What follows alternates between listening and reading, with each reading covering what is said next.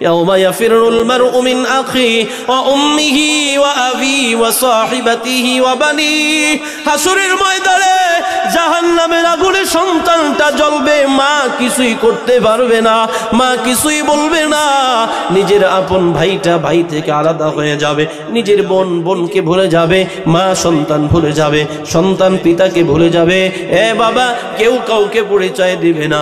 জোরে আওয়াজ করে বলেন, ওই দিন আপনার আমার আপন কে হবে? আর আছে কেউ?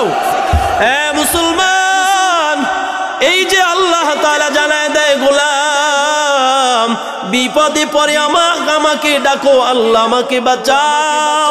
ওই সময় যদি আমি ঘুমায় থাকতাম, বল তোর এই বিপদের সময় কে তোকে উদ্ধার করতো? কেউ আছে বাঁচাওয়া? এই দুনিয়ার মধ্যে আল্লাহ তাআলা ব্যতীত আর রক্ষাকারী কেউ নাই রে বাবা। এই জন্য আল্লাহ বলে, রে গোলাম, আল্লাহু লা ইলাহা ইল্লা হুয়াল হাইয়ুল কাইয়্যুম লা তাখুযুহু সিনাতুন ওয়ালা নাওম। আল্লাহ তাআলা বলেন, আমি ব্যতীত আর কোনো ইলাহ নাই, আমি ব্যতীত আর কোনো ইলাহ নাই, আর কোনো মাবুদ নাই। আল হাইয়ুল কাইয়্যুম, আমি আল্লাহ চিরস্থায়ী চিরঞ্জীব। দুনিয়ার কোনো মানুষকে এই গুণ দেওয়া হয় নাই, কোনো নবীদেরকেও দেওয়া হয় নাই, কোনো ফেরেশতাকেও দেওয়া হয় নাই, কোনো জিন জাতিকেও দেওয়া হয় নাই। এই চিরস্থায়ী চিরঞ্জীব গুণের অধিকার একমাত্র কার? মুসলমান, আল্লাহ তাআলা বলে, লা তাখুযুহু সিনাতুন ওয়ালা নাওম। আল্লাহ তাআলা একদিকে হলেন চিরস্থায়ী চিরঞ্জীব, অন্যদিকে আল্লাহ জানায় দেয়, আমি ঘুমাই না, আমি তন্দ্রাও যাই না, আমি নিদ্রাও যাই না, আমি সব সময় সজাগ থাকি। এখন আপনারা বলেন, মানুষ ঘুমায়নি? ঘুমায়।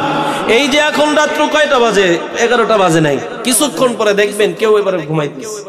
হ্যাঁ, আছে না নাই? রাত্র যত গভীর হবে, বান্দার ঘুম চোখের মধ্যে তত বেশি চলে আসবে, এটাই স্বাভাবিক। মুসলমান, শুধু মানুষ ঘুমায় না, সমস্ত মাখলুকাতই ঘুমায়। কিন্তু আল্লাহ বলেন, লা তাখুযুহু সিনাতুন ওয়ালা নাওম, আমার ঘুম নাই, তন্দ্রা নাই, নিদ্রাও নাই, আমি সব সময় সজাগ।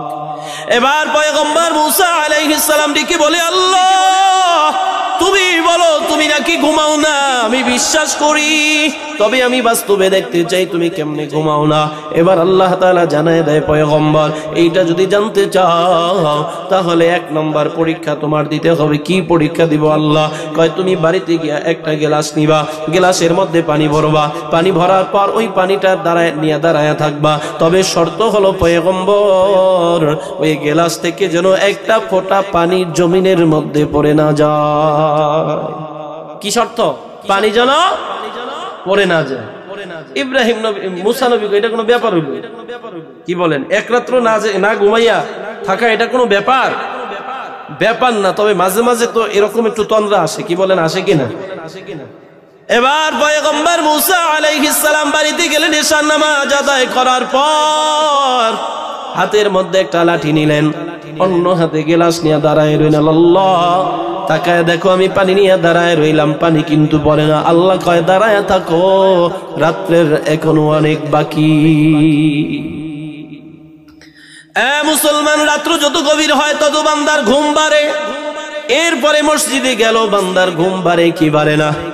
ইমাম সাহেব শুক্রবার জুমার দিন কি সুন্দর বয়ান দেয়, ওদিকে মুসল্লি সাহেব বইরা যায়, সামনের দিকে পড়ে, কখন আবার পিছনেও পড়া যায়, ধাক্কা দেয়, কয় ঘুম আজকে, কয় কই ঘুমাইলাম, আমি না একটু তন্দ্রা দিলাম। এরে মুসলমান, নবীর উম্মত, যেই বান্দা মসজিদে গেলে তন্দ্রার পরে তন্দ্রা, অথচ এই বান্দা রাতের বেলা ঘরে ঔষধ ছাড়া ঘুম হয় না, দামি বিছানা, দামি তোষক, দামি জাজিম, দামি বালিশ, কোল বালিশ, এই সেই সমস্ত আয়োজন করা আছে, তারপর রাতের বেলা পাওয়ারি ট্যাবলেট না খাইলে বান্দার চোখে ঘুম নাই। আবার ওই বান্দাই যখন মসজিদে গিয়ে নামাজের জন্য বসে, ইমাম সাহেব বয়ান করে, বান্দা এদিকে বসে ঘুমায়। কারণ কি? 1 নম্বর জবাব, মসজিদ হলো রহমতের জায়গা, রহমত মানে শান্তি। বান্দা যখন শান্তিতে থাকে, ঘুমের জন্য কোনো ঔষধের প্রয়োজন হয় না। এবার পয়গম্বর মুসা আলাইহিস সালাম ডেকে বলে, আল্লাহ, এই যে দেখো আমি দাঁড়ায় রইলাম। আল্লাহ কয় দাঁড়ায় থাকো, রাত্রের এখনো অনেক বাকি আছে, পরীক্ষা এখনো শেষ হয় নাই। রাত্র যত বাড়তেছে পয়গম্বরের ঘুম তত বাড়তেছে, বাড়তে বাড়তে এক পর্যায়ে গভীর রাত্রে পয়গম্বর একটা তন্দ্রা মেরে দিলেন। হাত থেকে গ্লাস পড়ে গেল, পানিও নাই গ্লাসও নাই। পয়গম্বর সিজদায় পড়ে গেলেন, আয় আল্লাহ কি করলাম আর কি হয়ে গেল, কি বললাম কি করলাম।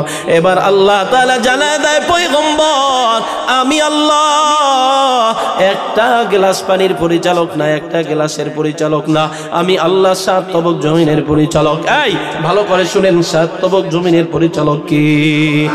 আল্লাহ তাআলা যখন নিয়ত করলেন, ইচ্ছা করলেন আমার মতো আপনার মতো আদম বানানোর, তখন আল্লাহ পরামর্শ অনুযায়ী ফেরেশতাদের সাথে কথোপকথন করলেন। কি বললেন?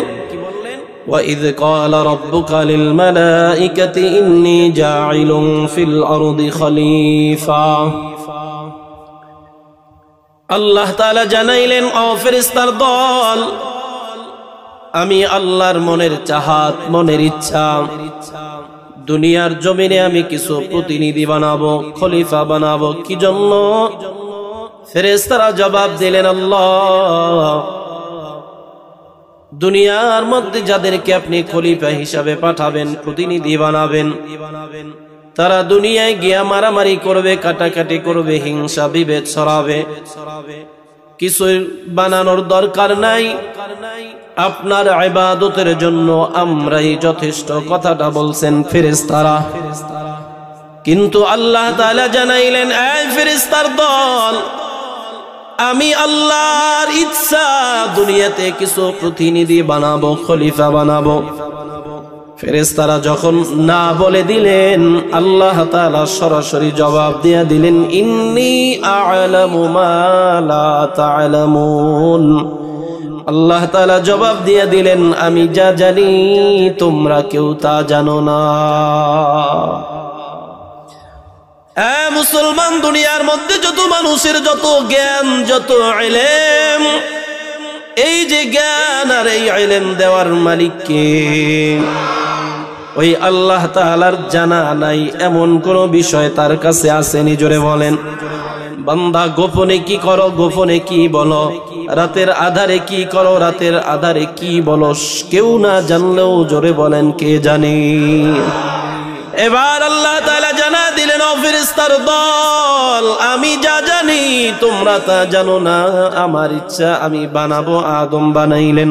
সংক্ষেপে বুঝাবার জন্য কেন ওয়াসওয়াসা দিবে? ওই আল্লাহ তাআলা ওয়াদা অনুযায়ী, নিজের ইচ্ছা অনুযায়ী আদম বানাইয়া তার করায় দিলেন। সমস্ত ফেরেশতাদেরকে ডেকে বললেন, তোমরা সিজদা করো আদমকে। সবাই করলেও ব্যক্তি একজন করে নাই। বলেন তিনি কে? এই ইবলিস সিজদা না করার কারণে ইবলিস হয়েছে, ঠিক না? এর আগে তো ভালো ছিল, অনেক ভালো ছিল, তার মতো কেউ ভালো ছিল না। অহংকার তারে সব শেষ করে দিছে।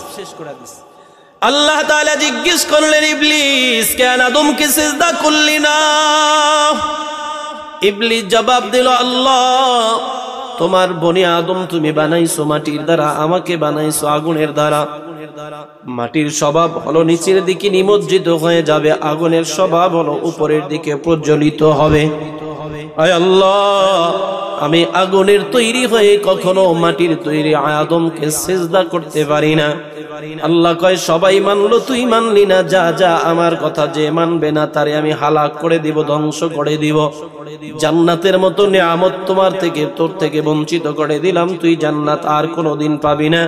তোকে আমি আল্লাহ হিন্দুস্তানের বাসিন্দা বানায় দিলাম। এজন্য দেখবেন হিন্দুদের মধ্যে শয়তানের স্বভাব বেশি, ঠিক না? হিন্দুদের স্বভাব সুলভ আচরণ গুলা ওই যে হিন্দুরা শয়তানের থেকে শিখছে। শয়তানকে আল্লাহ পাঠিয়ে দিলেন হিন্দুস্তান, যে তুমি ওইখানে চলে যাও। কথা বুঝেননি আপনারা?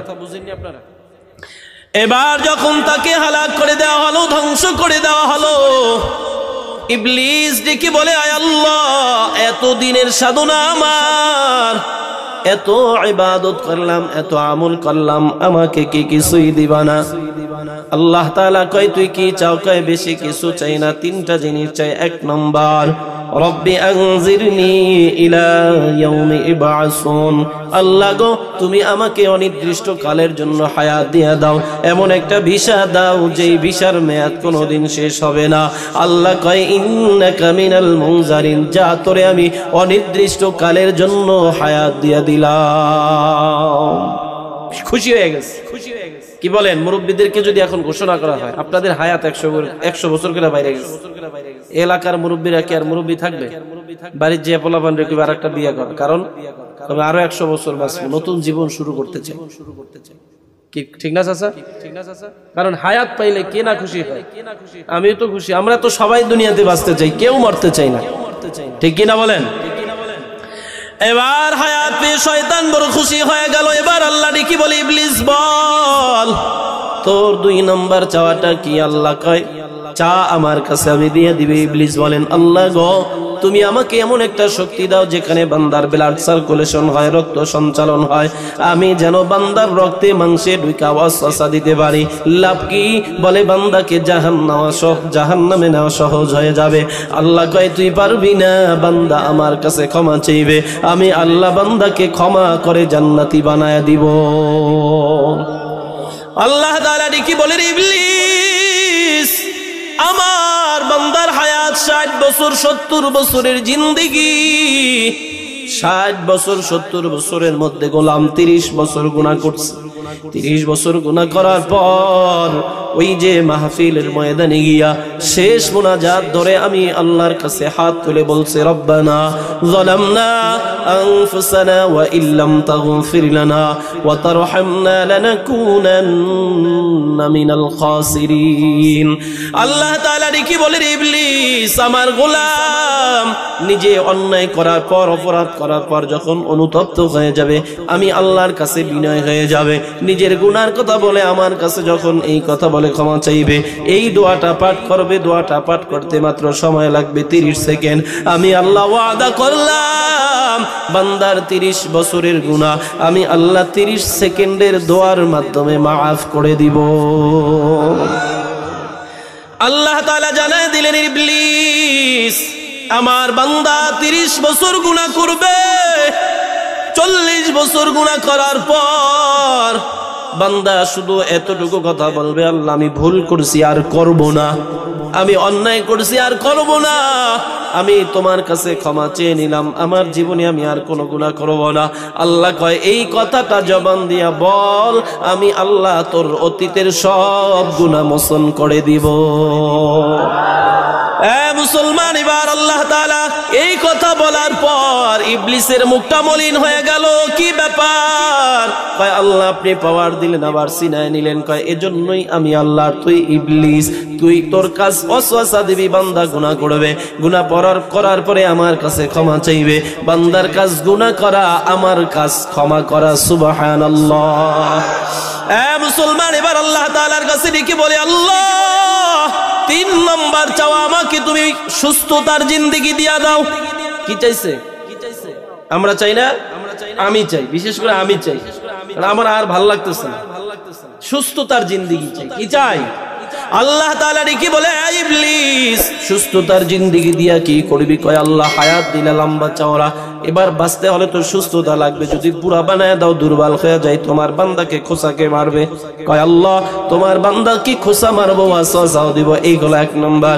2 নম্বর কথা হলো তোমার বান্দারা আমার জন্য বদদোয়া করবে, আমাকে গালি দিবে, আমাকে বকা দিবে, আমাকে লানত, আমার জন্য লানতের দোয়া করবে, বদদোয়া করবে। আল্লাহ গো, এই বদদোয়ার কারণে না জানি আমি ধ্বংস হয়ে যায়। আল্লাহ এজন্য তোমার কাছ থেকে আগে চেয়ে নিলাম, আমাকে তুমি সুস্থতা দাও। এমন কি মুমিন বান্দা যখন বাথরুমে যায় তখনও শয়তানকে গালি দেয়নি? কি কইয়া গালি? হালার ভাই হালা, তো কি কয়? আল্লাহুম্মা ইন্নী আউযু বিকা মিনাল খুবুসি ওয়াল খাবাইস। অর্থ কি?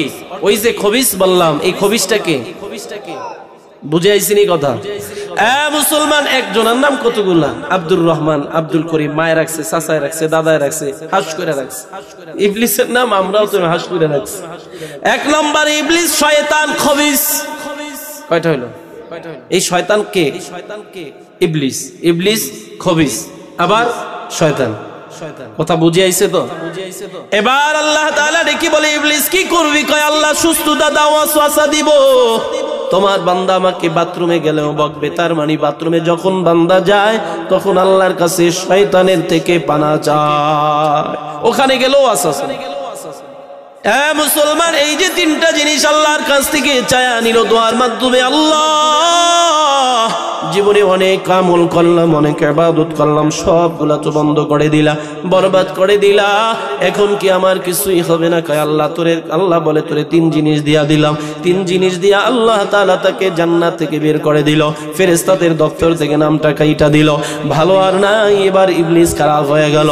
ওই ইবলিস কিয়ামত পর্যন্ত যে মানুষটা দুনিয়ার জমিনে থাকবে, ওই মানুষটার পিছনে লেগে থাকবে যেন তাকে ওয়াসওয়াসা দিয়া ইবলিস আপনাকে আমাকে জাহান্নামে নিতে পারে। জোরে বলেন ঠিক কিনা? এজন্য আল্লাহ তাআলা বলে ইয়া আইয়ুহাল্লাযীনা আমানু দুখুলু ফিস সিলমি কাফা উদখুলু ফিস সিলমি কাফা ওয়ালা তাত্তাবিউ খুতুওয়াতিশ শাইতান। আল্লাহ তাআলা বলে হে আমার ঈমানদাররা, পরিপূর্ণভাবে ইসলামের ভিতরে দাখিল হও এবং তোমরা শয়তানের পদাঙ্ক অনুসরণ করিও না। ইন্নাহু লাকুম আদুউম মুবিন, শয়তান আমাদের প্রকাশ্য দুশমন, ঠিক কিনা? মুসলমান, শয়তান আল্লাহর কাছে চাইছে কয়টা? পাইছে। আমরা যদি আল্লাহর কাছে চাই তো আল্লাহ আমাদেরকেও দিতে পারে কি পারে না? আমরা কি চাইবো? জোরে বলেন কি চাইবো? আমরা চাইবো জান্নাতুল ফিরদাউসি নুজুলা, ঠিক কি না? মুসলমান, আল্লাহ তাআলা বান্দা যখন আল্লাহর কাছে যা চায় আল্লাহ তাআলা বলেন বান্দার সব চাওয়াকে পূরণ করে দেয়। মুসলমান, দোয়া করা ভালো না খারাপ? জোরে বলেন ভালো না খারাপ? এখন তো একদল বের হইছে কয় আর দোয়া টোয়ার দরকার নাই, এইটার দরকার নাই, সেইটার দরকার নাই। ইসলামকে কমাইতে কমাইতে সাটাইতে এখন ইসলামটাকে একেবারে শর্ট করে ফেলছে। এরকম কিছু নামদারি বাটপার মুসলমান আমাদের সমাজে আছে না নাই? মুসলমান, দোয়া ইবাদতের মগজ। বান্দা দোয়া করবা আল্লাহর কাছে, আল্লাহ তোমার চাহিদা পূরণ করে দিবে। যা চাও আল্লাহর কাছে চাও, দুনিয়ার কোন মানুষের কাছে চাও না, দুনিয়ার মানুষ চাহিদা পূরণ করতে পারে না। এরে মুসলমান, নবীর উম্মত, আল্লাহ তাআলা বলে গোলাম দোয়ার মাধ্যমে বান্দার সাথে আল্লাহর সাথে সম্পর্ক হয়ে যায়। দোয়ার মাধ্যমে বান্দার সাথে আল্লাহর সাথে গভীর সম্পর্ক হয়।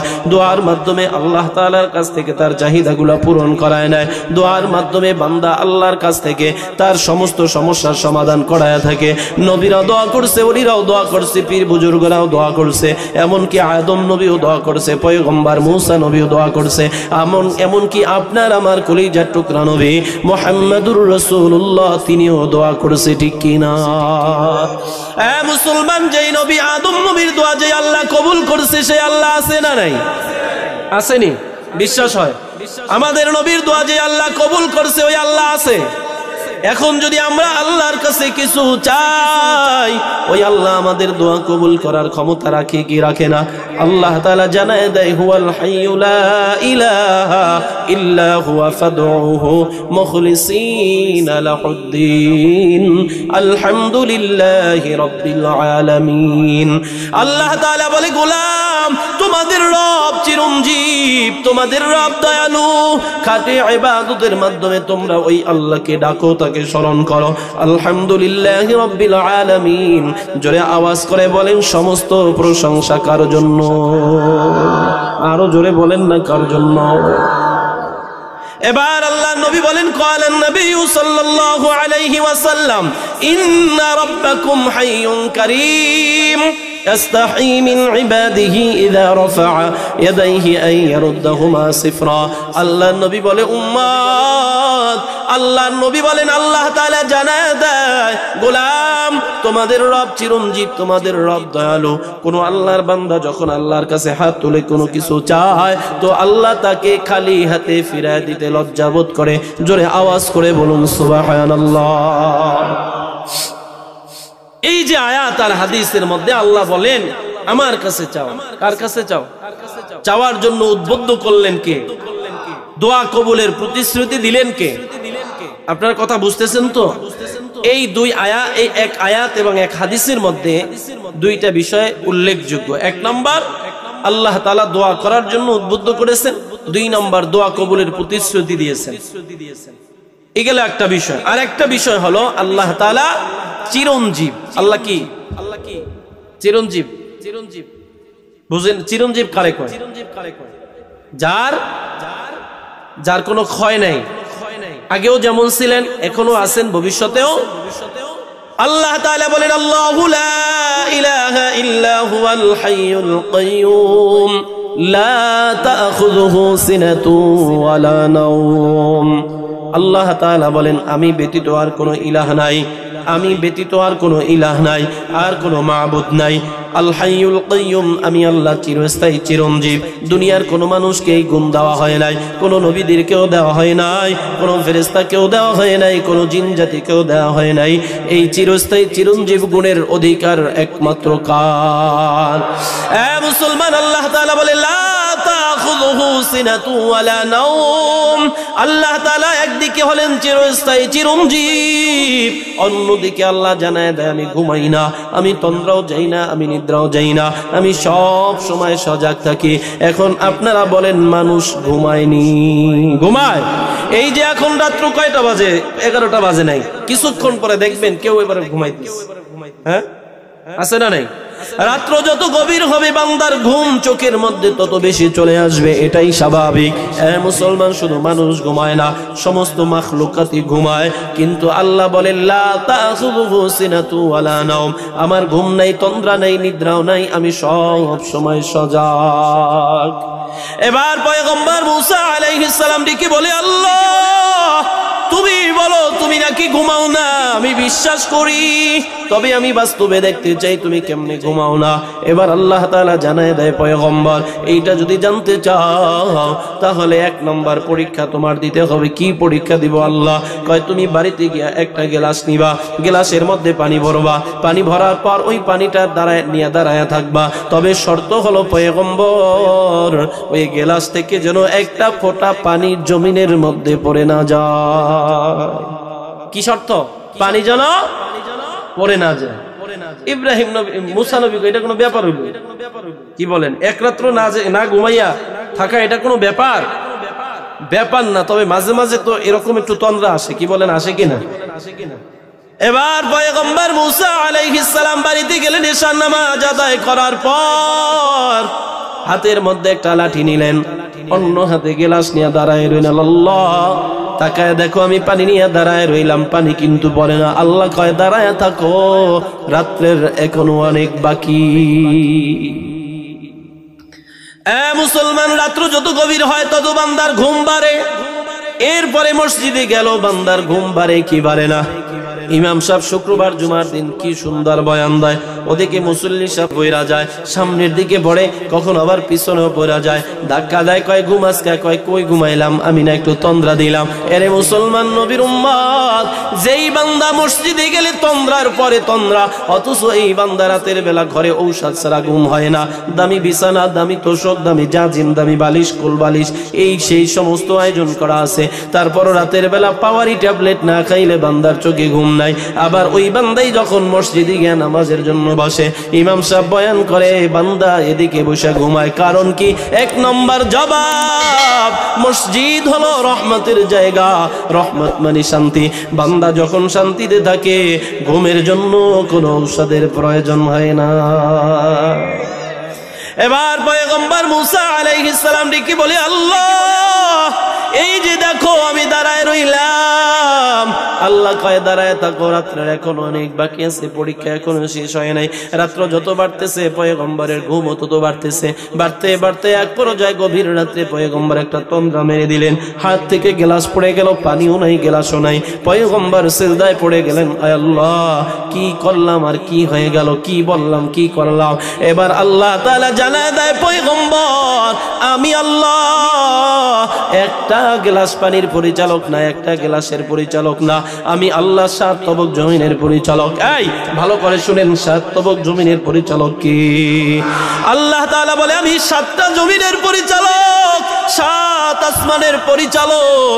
শুধু এখানেই সমাপ্ত নয়, এই দুনিয়ার মধ্যে আসমান আর জমিনের মধ্যে যা কিছু আছে সব আমি আল্লাহর পরিচালনায় চলে।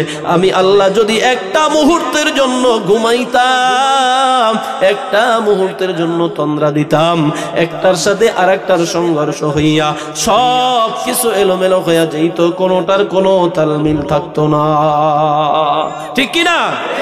এবার পয়গম্বর মুসা আলাইহিস সালাম কি বলে, আল্লাহ আসলেই তুমি ঘুমাও না? আল্লাহু আকবার বলেন। আল্লাহ তাআলা কোরআনে বলেন লা তাখুযুহু সিনাতু ওয়ালা নাওম, আমি আল্লাহ তন্দ্রাও যাই না, আমার ঘুমও নাই, নিদ্রাও নাই, কিছুই নাই, আমি সব সময় সজাগ দৃষ্টি দিয়া তাকায় থাকি। এ মুসলমান, এটা তো বললাম পয়গম্বর মুসা নবীর কথা, তার জবাব, তার প্রশ্ন আর আল্লাহর জবাব। এবার আমি আপনাদেরকে কিছু প্রশ্ন শিখায়া দেয়া যায়, আপনারা প্রশ্ন করবেন আল্লাহ আপনি কেন ঘুমান না? আল্লাহ জবাব দিয়া দিবে, বল না রে বান্দা আমি কেমনে ঘুমাবো? এই দুনিয়ার মধ্যে হাজার হাজার মানুষ, কোটি কোটি মানুষ, এই দুনিয়ার মানুষের মধ্যে এমন কিছু আমার আশিক পাগল বান্দা আছে, রাতে এশার নামাজ আদায় করার পর খাওয়া দাওয়া করে ঘুমায়া যায় বান্দা, গভীর রাত্রে আবার তাহাজ্জুদের জন্য ঘুম থেকে উঠা নামাজের মুসাল্লাটা বিছাইয়া বান্দা নামাজের মধ্যে বসে বসে আমার কাছে রুনাজারি করে, কান্না করে আর গুনার কথা স্মরণ করে আমার কাছে মাপ চায়। আমি আল্লাহ তাকায় তাকায় দেখি, এ বান্দা আমি যদি ঘুমাইতাম, ওই যে গভীর রাত্রে বান্দার চোখের পানি কে মুছে দিবে বল না রে বান্দা? ওই যে গভীর রাত্রে বান্দার গুনার জন্য যে কান্না করতেছে, আমাকে যে ডাকতেছে, আমি যদি ঘুমায়া যাই, ওই গভীর রাত্রে বান্দার ডাকের সাড়া কে দিবে বল না রে বান্দা? এই জন্য আমি আল্লাহ একটা মুহূর্তের জন্য ঘুমাইতে পারি না। এ মুসলমান, প্রশ্ন করবেন আল্লাহ আপনি কেন ঘুমান না? আল্লাহ জবাব দিবে, গোলাম কেমনে ঘুমাবো বল? তুই বরগুড়া থেকে রাত্রের লঞ্চে রওনা করছো ঢাকা, গভীর রাত্রে লঞ্চ যখন পদ্মা নদীর মাঝখানে চলে গেল, হঠাৎ করে তুফান, ওই তুফানের মধ্যে তুমি এখন নিজের জীবন নিয়ে চিন্তা করতেছো, বাঁচবো না মরবো। ওই বিপদের আগ মুহূর্তে তোমার বিছানার মধ্যে তোমার ভাই ছিল, বন্ধু ছিল, স্ত্রী আপনজনরা ছিল। বিপদে যখন পড়ছো তখন বলো না ভাই আমাকে বাঁচাও, বাবা আমাকে বাঁচাও, স্ত্রী আমাকে বাঁচাও। ওই বিপদে পইরা হিন্দু আর মুসলমান, বৌদ্ধ আর খ্রিস্টান নাই, বেঈমান আর কাফের নাই, বিপদে পড়লে সবাই ভিতরে ভিতরে জোরে বলেন কাকে ডাকে? ওই বিপদে পইরা বলি না ভাই আমাকে বাঁচাও, এই বন্ধু আমাকে বাঁচাও। বান্দা যখন তুই বিপদে পড়ে যাও, ওই বিপদের মধ্যে বসে আমাকে ডাকো, আল্লাহ আমাকে বাঁচাও, আল্লাহ আমাকে বাঁচাও, আল্লাহ আমাকে বাঁচাও। এই যে বরগুনার লঞ্চের মধ্যে যে আগুনের ঘটনা ঘটলো রে বাবা, যারা ভিডিও করছে এই একই কথাটাই বলছিল, একটাই আওয়াজ, আল্লাহ মানুষগুলারে বাঁচাও। এরে মুসলমান নবীর উম্মত, এই যে কিছু কিছু নিদর্শন আল্লাহ তাআলা দুনিয়ায় দেখায়, বলে দেখ এই দুনিয়ার মধ্যে আমি হাসরের কিছু নমুনা দিয়া দিলাম, দেখ এই যে লঞ্চটার মধ্যে আগুন লাগলো আপনাদের একেবারে নিকটে, এই আগুন লাগার পরে মানুষগুলা কতটাই অসহায় পড়ছিল রে বাবা। আরে মুসলমান নবীর উম্মত দেখেন না তাকাইয়া, যারা সাক্ষাৎকার দিয়েছিল তারা বলেন, আমি তাকায়া তাকায়া দেখতেছি আমার সন্তানটা পুরা শেষ হয়ে যাইতেছে, আমি কিছুই করতে পারি না। আমরা দুই বোন আর মা ছিলাম লঞ্চের মধ্যে, আমি বেঁচে গেলাম, আগুন থেকে সরে গেলাম, আমার বোনটা আর আগুন থেকে বাঁচতে পারলো না। আমি তাকায় দেখলাম আমার মা আমার বোনটাকে বাঁচানোর জন্য দৌড় দিলেন, গিয়া দেখলাম মাও নাই, বোনও নাই। এ মুসলমান, সন্তান বাঁচাইতে গিয়া বাবাও নাই, সন্তানও নাই। আবার কেউ নিজেকে বাঁচানোর জন্য সন্তান মরে গেল, বাবা নাই। আবার বাবা সন্তান বলে আমি দেখতেছি আমার মা পুড়ে যাইতেছে, কিছুই করতে পারি না। কেবিনে থাকা মানুষগুলা কি অবস্থাটা হয়েছে আপনারা নিজের চোখে দেখছিলেন রে মুসলমান।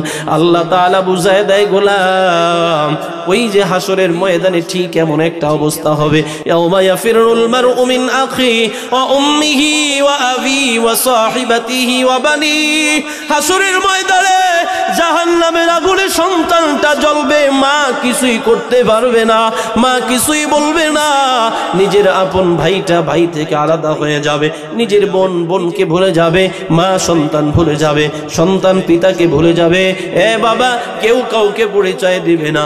জোরে আওয়াজ করে বলেন, ওই দিন আপনার আমার আপন কে হবে? আর আছে কেউ?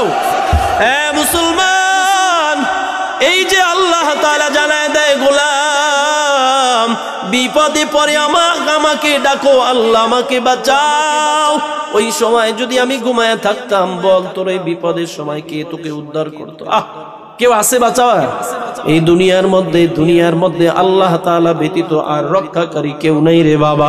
এই জন্য আল্লাহ বলে, রে গোলাম, লা তাখুযুহু সিনাতু ওয়ালা নাওম, আমি আল্লাহ ঘুমাই না, আমি আল্লাহ তন্দ্রাও যাই না, আমি আল্লাহ নিদ্রাও যাই না, কারণ আমি সব সময় তোর দিকে তাকায়া থাকি।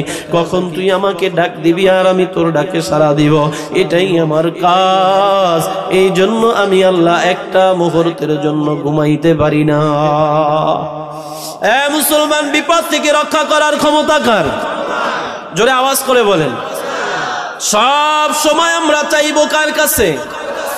কিন্তু বিপদে পড়লে চাই আল্লাহর কাছে, বিপদ চলে গেলে চাই আর একজনের কাছে। আছে না নাই? দুনিয়ার মানুষের মধ্যে দুইটা শ্রেণী আছে, একটা হলো মুসলমানের মধ্যে, একটা হলো বিধর্মীরা। এরে বাবা, আমি বুঝাবার জন্য বলতেছি রে মুসলমান, এক নম্বরে মুসলমানের মধ্যে কিছু মুসলমানের সন্তানেরা আছে, তারা আল্লাহর কাছে না চেয়ে তারা গিয়া মাজারে সাহেব আছে না নাই, মাজারওয়ালায় দিতে পারে। কেন? অনেকে তো পাইতেছে, আপনারা মনে হয় পান না। কি বলেন? মাজারওয়ালায় কিছু দিতে পারে? মুসলমান দুনিয়ার মানুষের নিজাম হলো, নিয়ম নীতি হলো, যার কাছে আছে তার কাছে চায়। মুসাফিরের কাছে চায় না। মুসাফির গিয়া টাকাওয়ালার কাছে চায়, মুসাফির গিয়া সম্পদওয়ালার কাছে চায়, কিন্তু মুসাফিরের কাছে চায় না, কারণ ওর কাছে নাই, ও কেমনে আমাকে দিবে। ঠিক আল্লাহ তাআলা জানায় দেয়, গোলাম মাজারওয়ালার কাছেও কিছু নাই, ওই যে বটগাছওয়ালার কাছেও কিছু নাই, যারা গাছের পূজা করে তাদের কাছেও কিছু নাই, ওই যে মূর্তির পূজা যারা করে তাদের কাছেও কিছু নাই।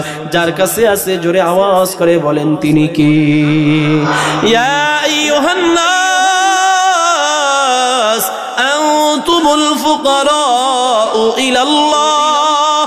আল্লাহ তাআলা জানায় দেয়, দুনিয়ার মানুষ তোমরা সবাই ফকির, ফকিরের ঘরের ফকির।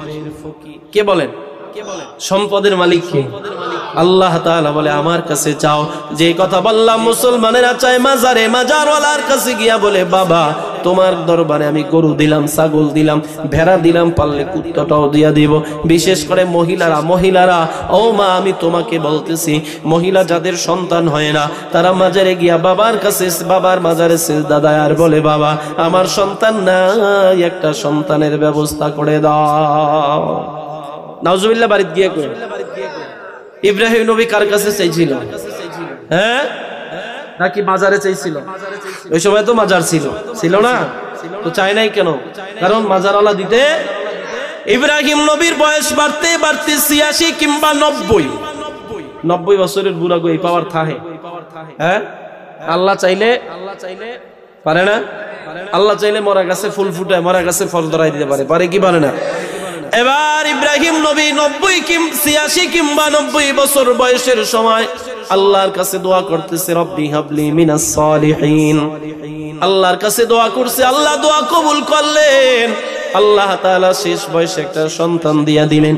ও মা, তোমার সন্তান নাই, তুমি মাজারে চাও কেন? মাজারওয়ালাই দিতে পারে না। আমি বলি, মাজারওয়ালায় যদি সন্তান দিতে পারতো, তাহলে পৃথিবীর জমিনে কোনো হিজড়া থাকতো না, ঠিক কিনা?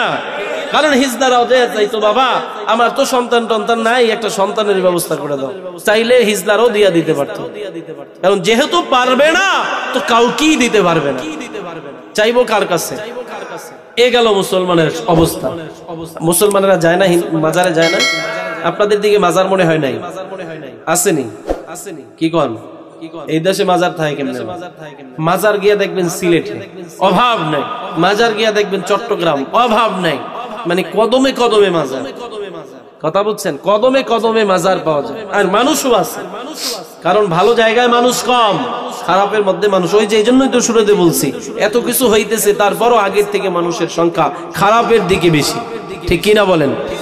এবার দাসের মুসলমানদের অবস্থা, এই হিন্দুদের অবস্থা কি, বিধর্মীদের অবস্থাটা হলো নিজের হাতে মাটির দ্বারা মূর্তি বানাইলো, খের কুটা দিয়া বানাইলো, বাঁশ ভিতরে বদার করায় ভৈরা দাঁড় করা দিয়া দিল, এরপর নাম রাখছে সরস্বতী, নাম রাখছে দুর্গা, নাম রাখছে 10 হাতি, অথচ 1 হাতও নাই, নাম রাখছে মা কালী, এরপরে নাম দিয়া তারপরে বৈশা সিজদা করে আর বলে সরস্বতী তুই আমাকে সাহায্য কর, এই 10 হাতি কয় তুই আমাকে বিপদ থেকে মাঠ থেকে উদ্ধার কর, এরকম নাম দিয়া তাদের কাছে সাহায্য চায়।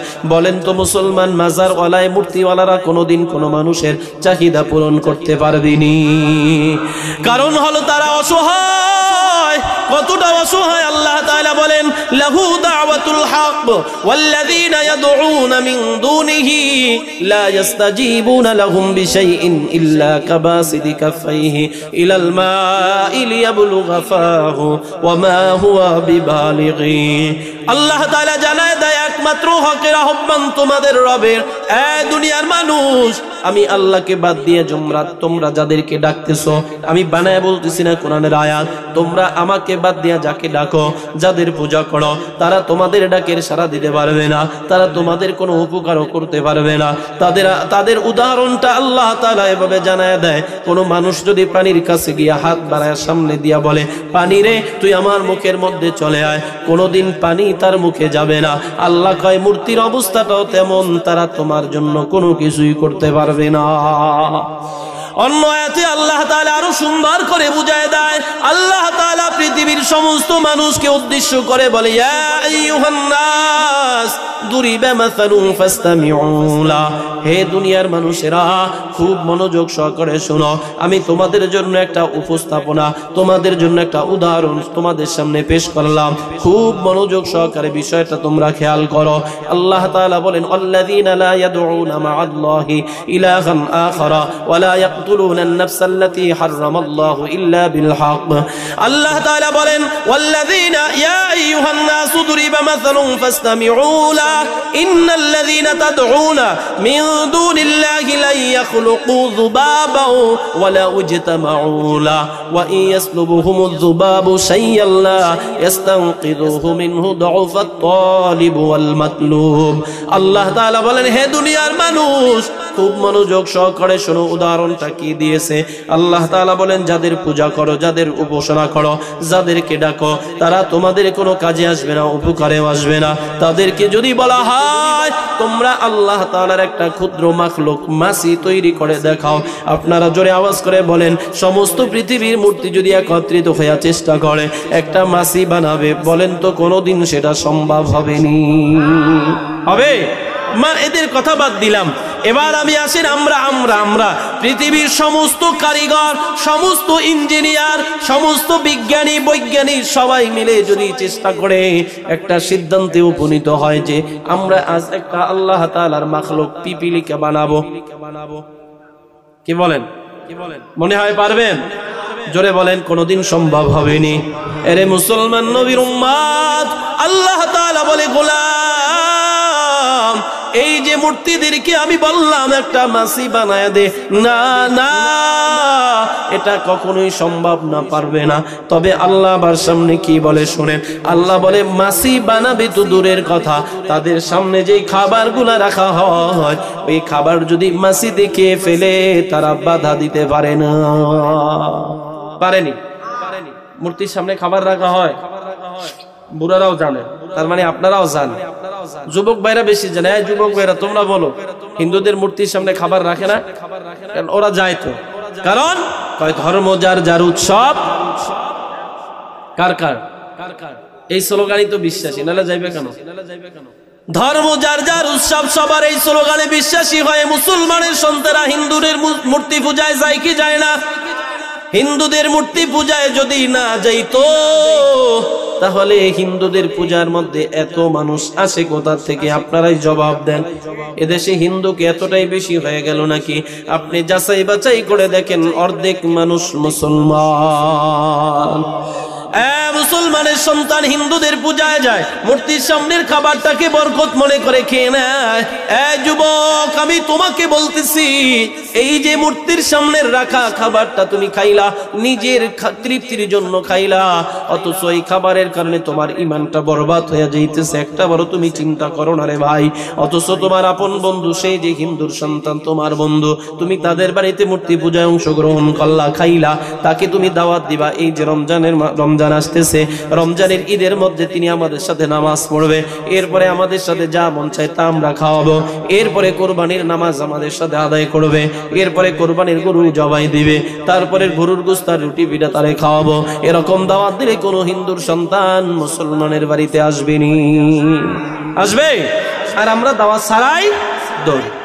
মুসলমান, কথাটা যদি বিশ্বাস না হয়, এই যুবক, তুমি বিশ্বাস না করলে প্রমাণ করে দেখো।